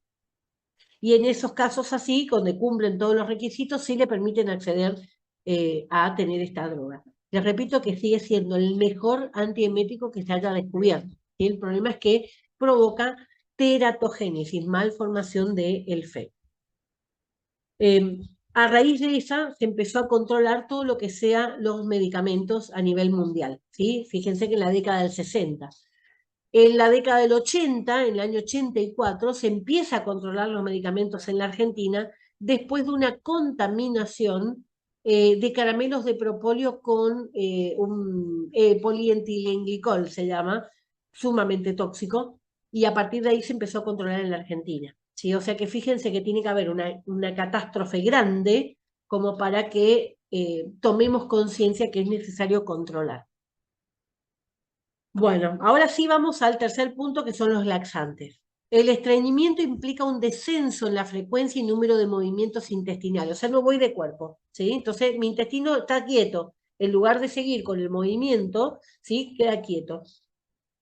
El bolo fecal permanece más tiempo en el intestino grueso, ¿sí? Lo normal, lo fisiológico sería entre 2 y 24 horas, pero puede estar más días, 3, 4 días. A medida que va a estar en el intestino grueso, se absorbe todo lo que sea líquido, ¿sí? Hasta que pasa el intestino delgado sigue siendo el bolo alimenticio líquido. Cuando llega al intestino grueso, el intestino grueso recupera líquidos, ¿sí? Va a absorber lo que es el líquido. Entonces, cuanto más tiempo esté ahí, más agua le va a quitar. Por lo tanto, la materia fecal sale más seca, más dura, ¿sí? Incluso con el tiempo, la acumulación se va cada vez juntando más, va a quedar más grande el bolo, la materia fecal, ¿sí? Entonces, cuanto más tiempo está en el intestino grueso, más seco, más duro y más grande va a ser esa materia fecal. Se desplaza hacia el recto y se va formando justamente el bolo fecal. Si este bolo permanece más tiempo en el colon, se absorbe mayor cantidad de agua y el bolo se endurece e impacta. ¿Qué quiere decir impacta? Se pega, ¿sí? Se pega por las paredes del intestino y cuesta mucho defecar o hacer caca. ¿Cuáles pueden ser las causas de estreñimiento? Falta de ejercicio físico, ingesta insuficiente de fibra dietética insoluble. ¿Cuáles son las fibras dietéticas? Todo lo que sea vegetal, ¿sí? Nosotros no tenemos el organismo preparado para digerir celulosa, ¿sí? Por lo tanto, todo lo que comamos de verduras y de plantas, vamos a sacar los nutrientes que tiene, pero la fibra se va a eliminar, ¿sí? Por eso se da muchas fibras durante las dietas porque no se absorben. Ingesta insuficiente de líquido, uso de medicación que disminuya la motilidad, por ejemplo, la morfina. ¿Sí? La morfina es un analgésico, el mejor analgésico que hay en el mercado, pero provoca estreñimiento. ¿Sí? Entonces, supónganse que estoy con un proceso, eh, algún proceso, no sé, un politraumatismo, me caí de un edificio y me rompí un montón de huesos. En esos casos se da morfina, pero tiene que tener un control para que justamente no ocurran esto. La edad avanzada también es un factor de estreñimiento. Con el tiempo el intestino se vuelve más lento, ¿sí? Y eso puede generar acumulación. El peristaltismo que dice ahí es el movimiento natural que tiene el intestino, ¿sí? Como una víbora, va apretando. Los laxantes son fármacos que se usan para el alivio del estreñimiento. Algunos aumentan la motilidad intestinal, ese movimiento, otros lubrican, engrasan, ¿sí? El tracto intestinal para favorecer que se mueva la materia fecal, otros van a hacer que se suavice el bolo, o sea, que se ablande. Cuando ustedes que dejan se pega la comida en la olla, ¿sí? Normalmente, ¿qué se hace? Si no sale, si queda pegado, se pone agua y se le deja. El agua ablanda, es el mismo efecto que tiene, ¿sí? Suaviza el bolo. Antes de utilizarlo se debe intentar regular el tránsito intestinal promoviendo hábitos de vida que resuelvan estos factores de riesgo. O sea, la idea primero es camine, coma fibra, ¿sí? Coma más verdura, más fruta, tome más agua. Esas serían las medidas no farmacológicas. Cuando esto falló, vamos hacia los medicamentos. Todos los laxantes están contraindicados en casos de obstrucción intestinal y de perforación intestinal. O sea, un paciente que se ha perforado el intestino por algún accidente, no le puedo dar laxante, ¿sí? Por lo tanto, un paciente que cambia bruscamente un patrón intestinal requiere primero, antes de dar laxante, una ecografía para poder saber qué es lo que está pasando, ¿sí? Si antes era normal, iba todos los días al baño y ahora hace 5 días que no estoy yendo al baño y me duele, tengo muy fuertes dolores en la panza, algo a lo mejor está pasando. Existen diferentes fármacos con características diferentes, ¿sí? Con el efecto laxante. Fíjense, laxantes formadores de volumen, osmótico, ahora vamos a ver uno por uno. Osmótico, salino, estimulante, lubricante, emoliente, de uso rectal. Así que vamos a ir viéndolo. Formadores de volumen. Acá tenemos el salvado, ¿sí? La metilcelulosa, o sea, las plantas. La cáscara de planta gobata, ¿sí? Que son todos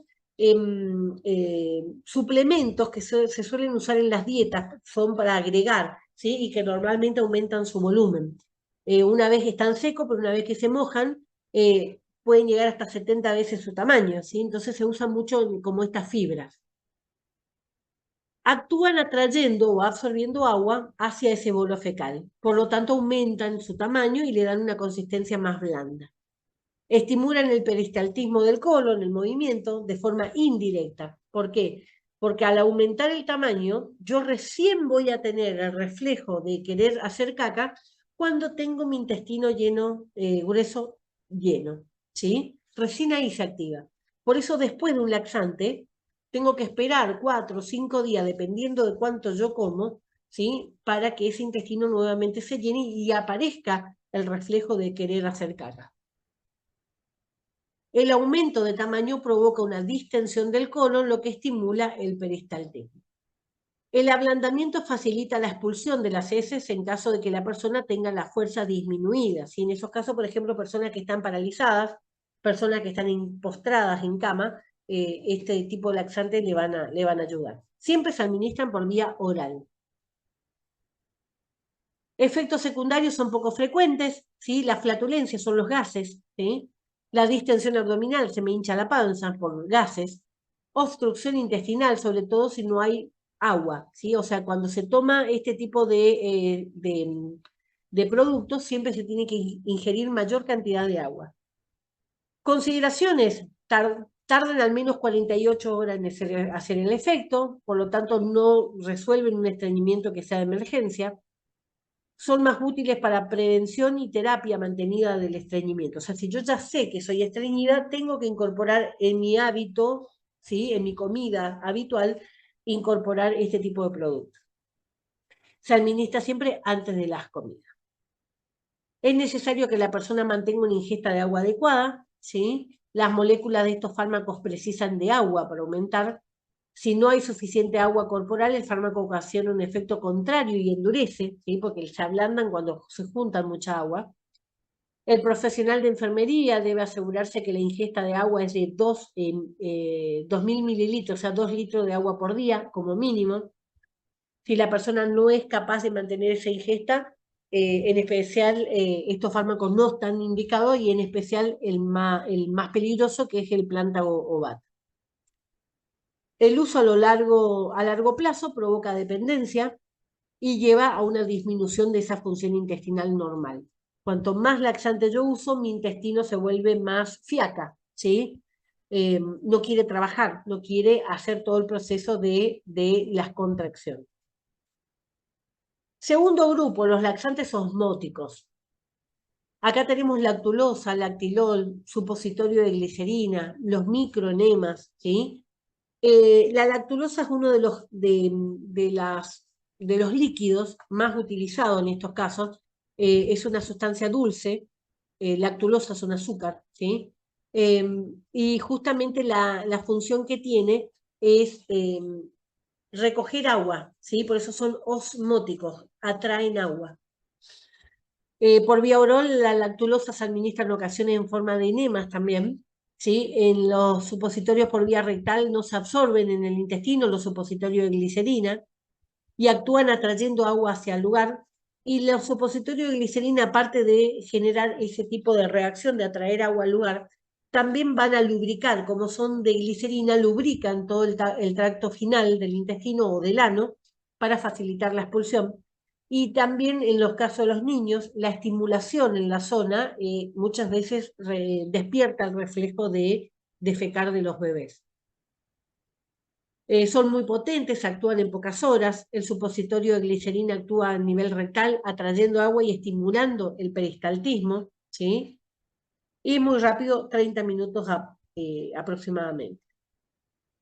¿Qué efectos secundarios pueden aparecer? Retorcijones, dolor de panza, flatulencia, gases, dolor abdominal por los retorcijones. El supositorio de glicerina y los microenemas de glicerol provocan irritación rectal, ¿sí? Porque no es habitual esa sustancia en el recto. ¿Qué consideraciones? Dice, la lactulosa se utiliza también como parte del tratamiento de la encefalopatía hepática, o sea, acá ya hay un problema neurológico, ¿sí? Entonces la lactulosa es lo que se va a utilizar.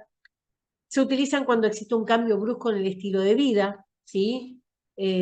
Cuando está contraindicado realizar esfuerzo para defecar, por ejemplo, si estamos en un paciente que ha tenido algún tipo de traumatismo o que ha tenido alguna insuficiencia cardíaca grave, que yo no tenga que hacer fuerza, ¿sí? Tercer grupo, los laxantes salinos, son sales poco absorbibles en el intestino, tenemos los citratos, sulfato, tartrato, el catión magnesio, ¿sí? En estos casos, lo más común es la famosa limonada Roger en la farmacia. Es un polvo que al agregar agua hace una efervescencia, eso se toma y eso es un laxante potente, ¿sí? Normalmente se indica esto cuando estamos hablando de una cirugía. Crean un medio fuertemente osmótico, atraen mucha agua, ¿sí? La pared actúa como membrana semipermeable y permite el paso masivo de agua para justamente equilibrar esa irritación que le provoca al intestino. El más potente es el sulfato de magnesio, se administran por vía oral y rectal. Los purgantes salinos se utilizan antes de alguna prueba como la colonoscopía o una cirugía. ¿Sí? Hoy hay otros tipos de laxantes también que se van a utilizar específicamente para esos casos, una colonoscopía, por ejemplo.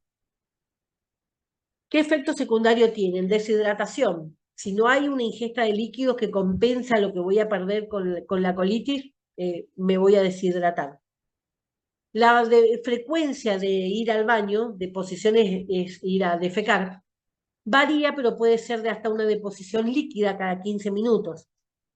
Las heces son irritantes, ¿sí? Porque su tránsito rápido a través del tubo digestivo no permite que equilibren. Muchas veces cuando una persona está con colitis muchos días, va a referir que le quema, ¿sí? Que cuando hace caca le quema. No le quema por caliente, le quema por el ácido, ¿sí? Del estómago que no tuvo tiempo de neutralizarse y llega a la zona del recto todavía como ácido. Necesaria la higiene perianal, o sea, limpiar bien para que ese ácido no siga quemando la zona del ano. El sulfato de magnesio se puede absorber un 20%, puede ser tóxico en pacientes que tengan problemas de riñón, ¿sí? Recuerden que el riñón es la principal fuente de eliminación de los tóxicos del cuerpo. Entonces, cuando mi riñón no funciona, se me acumulan las sustancias.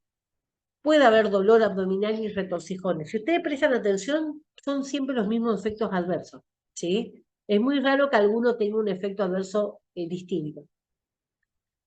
Cuarto grupo, los laxantes estimulantes. Acá tenemos el bisacodilo, el aceite de ricino, que se usaba muchísimo en la época de los abuelos.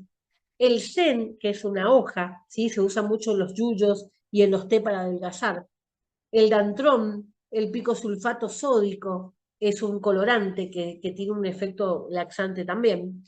Y la cáscara sagrada, que también se vende en todo lo que sean estos sobrecitos de té para adelgazar.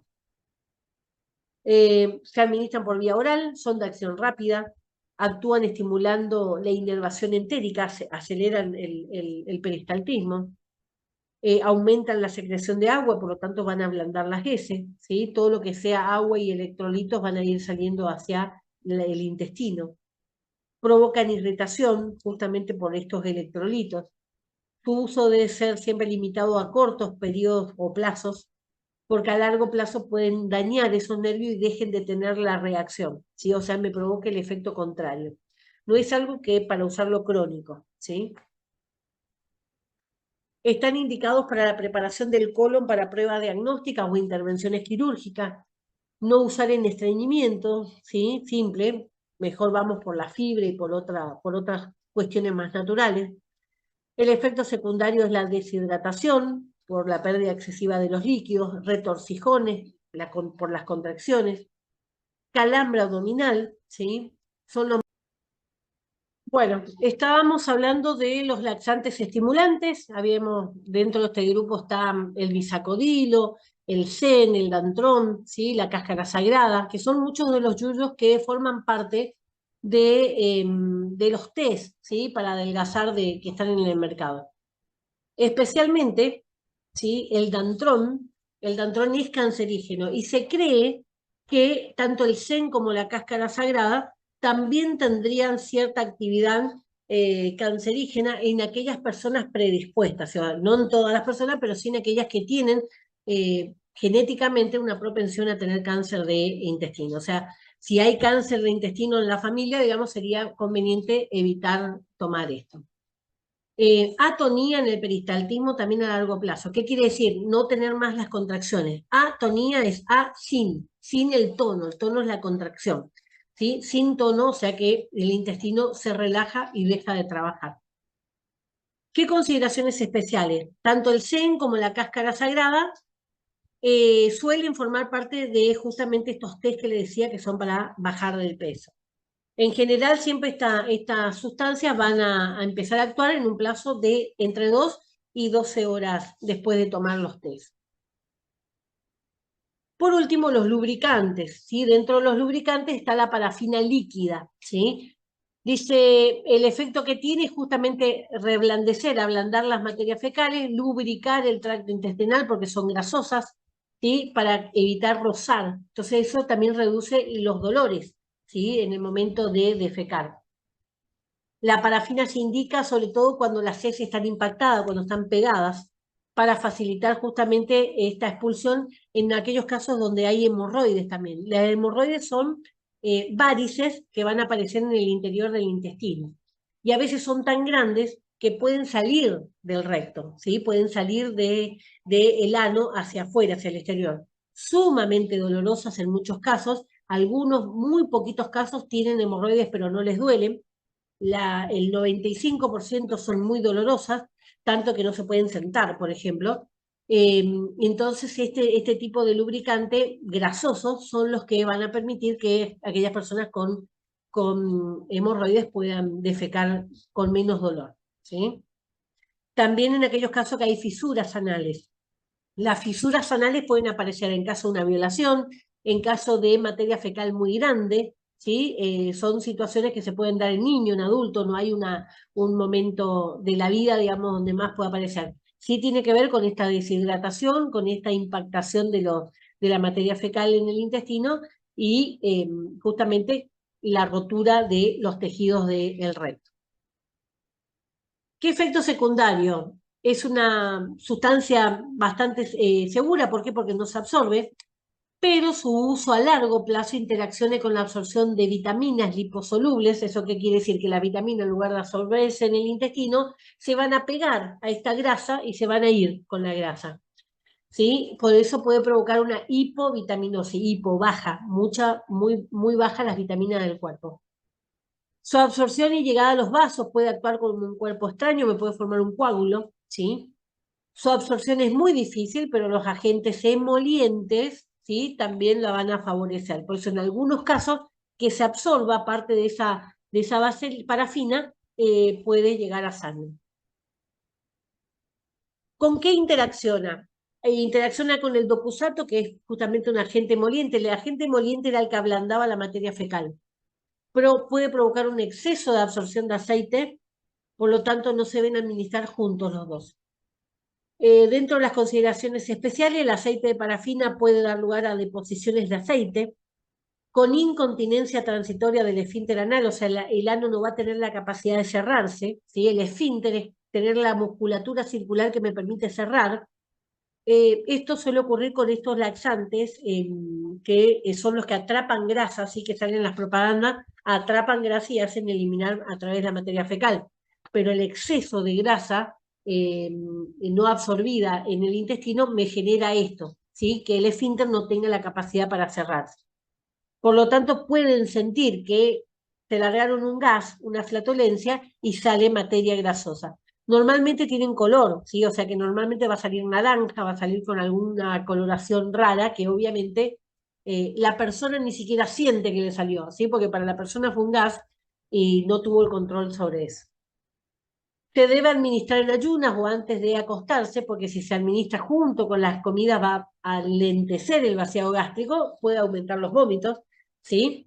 Y permanecer el alimento en el estómago implica riesgo de vómitos y de reflujo. ¿Qué es el reflujo? Reflujo es cuando lo que comí, lo que hacen los bebés, ¿sí? Cuando como, parte de lo que comí vuelve del estómago hacia la boca. Lo suelen hacer los bebés, por eso vomitan después de comer, ¿sí? Cuando un adulto, un niño, un adulto tiene esto, está indicando algún tipo de problema digestivo, ¿sí? Entonces, a veces es levantar más la cabeza, ¿sí? No comer y acostarme. Eso favorece la aparición de úlceras justamente en todo lo que sea el esófago. El famoso provechito que se le hace a los bebés, ¿sí? Es justamente para que baje, ¿sí? Si yo le doy la mamadera y lo acuesto, el reflujo puede ser más importante. El emoliente, el docusato sódico, por ejemplo, y el docusato potásico, tienen propiedades tensioactivas y humectantes, o sea, la idea es ablandar, lo que significa que facilitan la captación de agua y grasas por el bolo fecal. Por eso están indicados en aquellos casos en que el bolo fecal ya está muy endurecido. ¿Qué efecto secundario tiene? Tendencia a producir dolor abdominal y diarrea, ¿sí? Justamente está la diarrea de grasa. Interacciones. Las propiedades tensioactivas facilitan la absorción en el intestino de sustancias difícilmente absorbibles, como por ejemplo el aceite de parafina, lo que puede aumentar la toxicidad de esa sustancia. Esto ocurre también cuando con laxantes como las cáscaras sagradas y el zen, que aumentan su absorción y eso puede ser un problema para el hígado, ¿sí? ¿Qué consideraciones especiales hay que tener? El docusato sódico y potásico no se deben administrar en pacientes con alteración en la función renal. O sea, si andan mal los riñones, no se le da este tipo de laxante, porque pueden dar lugar a baja de potasio y sodio en la sangre. Inician su acción al cabo de 1 a 3 días, o sea que para una emergencia tampoco me sirve. Laxantes de uso rectal, encontramos a los agentes salinos y el glicerol. Muchos preparados tienen una acción mixta, puesto que combinan principios salinos y estimulantes y osmóticos, o sea, van a mezclar distintas sustancias. Se deben administrar en el momento en que se desea provocar la defecación y normalmente tardan entre 10 y 30 minutos antes de hacer el efecto. Normalmente estos laxantes de uso rectal vienen en un envase que se aplasta. Tiene como un pico, como una jeringa grande que se coloca en el ano, se aprieta ese envase y el líquido va a ir al intestino. Se aguanta lo más posible, ¿sí? Porque enseguida va a estar el reflejo de querer ir al baño, se aguanta lo más posible para que tenga la posibilidad de avanzar en ese recto y a partir de ahí, digamos, como que limpia el tramo final y eso permite, por ejemplo, intervenciones que 2, 3, 4 días después de la intervención no se tenga gana de ir al baño. Vimos también, con respecto a los laxantes, vimos también que hay espumas, ¿sí? Que también llegan hacia más. Cuando vieron forma farmacéutica, ahí había los dibujitos mostrándole los distintos. El nivel que tiene un supositorio, el nivel que tiene un líquido, el nivel que tiene una espuma. Bueno, y el último grupo de los medicamentos van a ser los antidiarreicos, ¿sí? O sea, lo contrario de lo que veníamos viendo hasta ahora. La diarrea es un aumento en la frecuencia y fluidez, o sea, lo líquido, de las deposiciones. No es una enfermedad, sino un síntoma de un trastorno, ¿sí? Siempre la diarrea me está indicando que algo está mal en mi intestino, ¿sí? ¿Cómo surge esta enfermedad? ¿Sí? La patofisiología, ¿cómo funciona esta enfermedad? La diarrea es la consecuencia de la imposibilidad del intestino para absorber el agua contenida en la masa fecal. Por lo tanto, la diarrea sostenida puede desencadenar un desequilibrio electrolítico y ácido básico. Puede estar causada por infecciones intestinales como la bacteria de la salmonela, por intolerancia a la lactosa, ¿sí? Que mucha gente no sabe que tiene intolerancia a la lactosa, pero siempre después de tomar leche pasa a tener diarrea. Ingestión de sustancias osmóticas que impiden esa absorción de líquidos, la falta de flora intestinal normal por exceso de antibióticos, o sea, estuve con un dolor de garganta, usé mucho antibiótico y después de eso estoy con colitis. Patologías como la enfermedad de Crohn, la colitis ulcerosa o el síndrome de colon irritable, que son todas enfermedades intestinales, ¿sí? Son diarreas exudativas. ¿Qué quiere decir exudativa? Que van a perder en esa diarrea parte de ese moco protector, esa flora intestinal que está justamente en los intestinos, ¿sí? Uno puede ver en la materia fecal que sale como un moco. Eso es flora. Como consecuencia, la pérdida de la mucosa intestinal. El peristaltismo intestinal está aumentado. Voy a tener contracciones, dolores de panza, retorcijones. como consecuencia de la ingesta de algún agente irritante o secundario a la cirugía intestinal. En esos casos voy a necesitar rehidratación oral, ¿sí? Las sales de rehidratación oral que se pueden comprar en la farmacia y que normalmente lo que se va a contener esa sales de rehidratación por cada litro de agua va a tener glucosa, cloruro sódico, potásico y citrato trisódico, que son los elementos mínimos que necesita el organismo para funcionar correctamente, ¿sí? Cuando a mí me faltan de estos electroelementos, el que falla es el corazón, ¿sí? Porque necesita sodio, potasio para la descarga cardíaca. Lo mismo el calcio, ¿sí? Entonces, por eso se da, digamos, estas sales de rehidratación para reponer rápidamente todo lo que perdió con una diarrea. Los antidiarreicos son de diversos tipos, tenemos los antimicrobianos, los inhibidores de la motilidad intestinal y los modificadores o absorbentes fecales. Vamos a los antimicrobianos. No se recomienda el uso de antimicrobianos como terapia de primera elección en las diarreas. Por lo general, o sea, no antibióticos. Las de corte infeccioso se deben a infección por virus y remiten espontáneamente en 48 horas. Estas son las famosas colitis de verano. Voy a la pileta, estuve tomando mucha agua de la pileta sin querer. Los chicos, sobre todo cuando juegan, me agarré algo en la pileta, ¿sí? Y esos son normalmente los virus que están dando vuelta.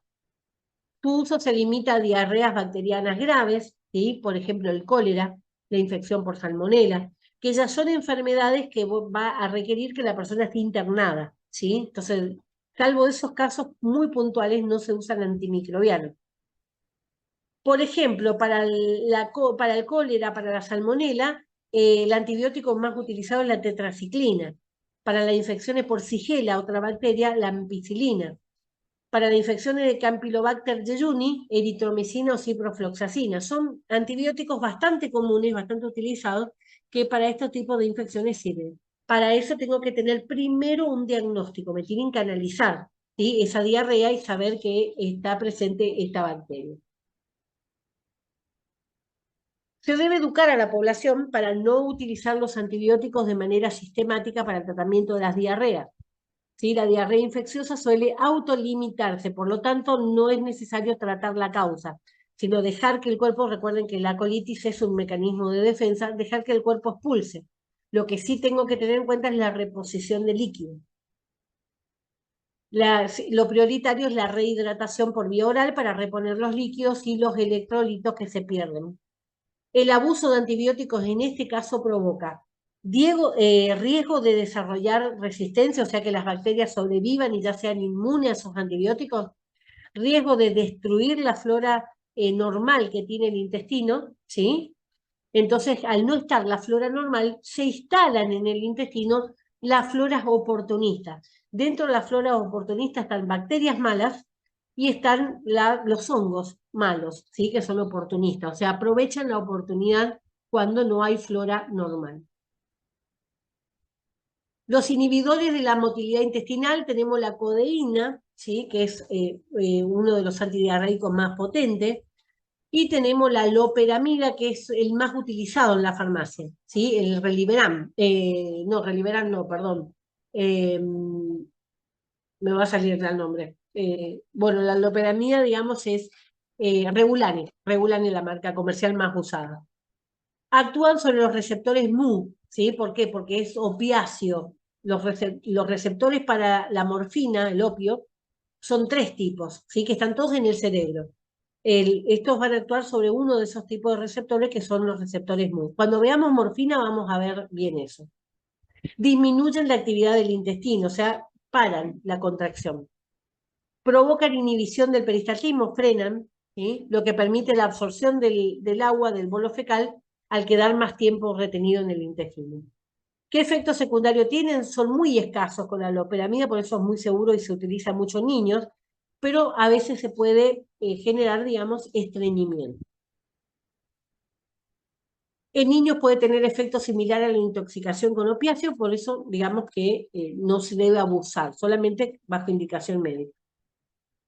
Consideraciones especiales, algunos autores consideran que no se debe administrar en caso de diarreas infecciosas, porque los agentes microbianos pueden quedar retenidos. O sea, si yo tengo una infección por una bacteria, si yo retengo para que se absorba el agua, se van a absorber las bacterias también. El último eran los modificadores y absorbentes fecales. Ahí tenemos el yeso, el caolín, el carbón vegetal, la pastilla negra, ¿sí? Sumamente conocida en la farmacia.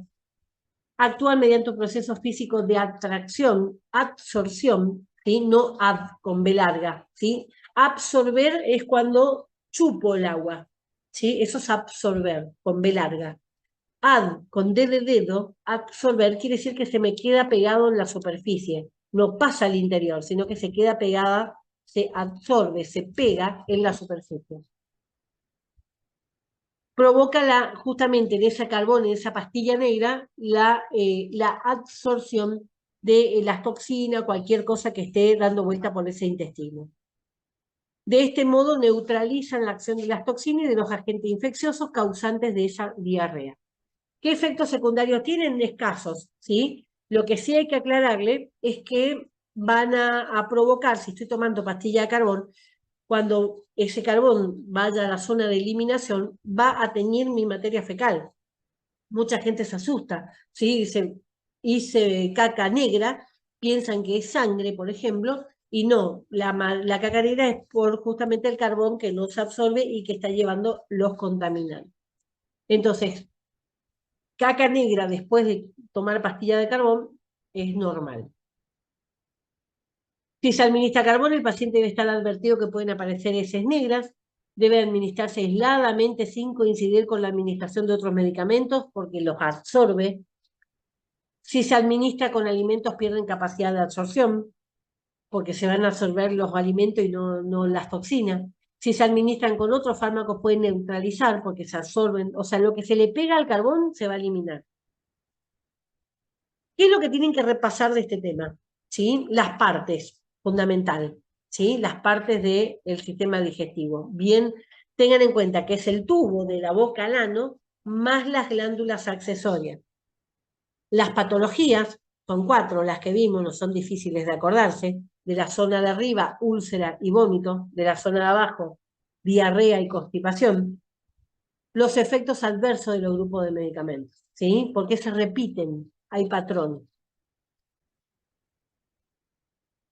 Bueno, y eso es todo. Tengan en cuenta que la clase que viene es presencial. Vamos a ver sistema cardiovascular y ahí necesito que vayan a la clase, ¿sí? Así que ahí vamos a hacer presencial a las 4 de la tarde, como siempre en el instituto, ¿sí? Si tienen dudas, quieren hacer una pregunta, me mandan el mensajito, no tengo ningún problema en contestar, ¿sí? Melissa, no sé si querés preguntar algo.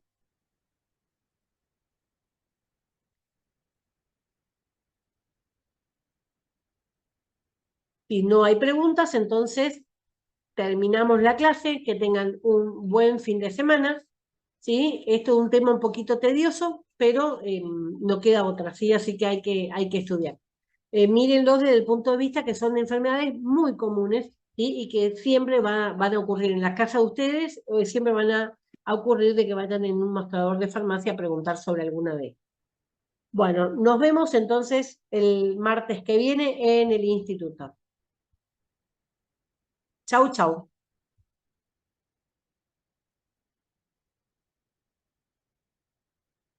Ahí para que hay un chat. Chau, chau, Melissa.